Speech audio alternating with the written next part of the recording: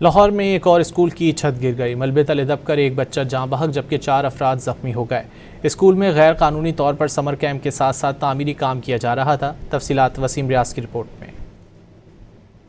Centre की छत गिरने से 14 बच्चों की हलाकत का गम अभी कम न हुआ था कि बागबानपुरा में भी स्कूल की छत और दीवार गिर गई। स्कूल में तामीराती काम किया जा रहा था कि अचानक दीवार और फिर छत जमीन बोस हो गई। एक 10 साला बच्चा अबू बकर मलबे तले दबकर जाँ बहक जबकि 4 मजदूर जख्मी हो गए। छत ऊपर से गिरी है तो जो मजदूर थे वो काफी उनके नुकसान हुआ। सिर पे चोटें लगी, टांगों में चोटें लगी। एक ऊपर से उनकी टांग को जख्मी हुई थी तो ऊपर से आवाज़ें दे रहे थे कि आओ। छत गिरी है, हमें आवाज़ आई है तो हम इधर उधर देखने लगे हैं। ये साथ मेरी रहायश थी, हम भाग इधर आए हैं, सारे मोहल्लेदार थे तो मैं इधर आया हूँ। आके मैंने देखा है कि ऊपर तीसरी मंजिल से नीचे बच्चे गिरे हैं। इतला मिलने पर रेस्क्यू टीमें मौका पर पहुंची और ऑपरेशन शुरू किया। बच्चे की लाश और जख्मियों को अस्पताल मुंतकिल करते हुए मलबे को क्लियर कर दिया गया। स्कूल में हादसे के वक्त 65 के करीब बच्चे मौजूद थे जिन्हें बाहिफाजत निकाल लिया गया। कॉल आई, लोगों का किसी का वो नहीं था। हमने यहाँ पे ऐलानात भी करवाया कि कोई मिसिंग है तो काइंडली बता दें। जितने भी लोग थे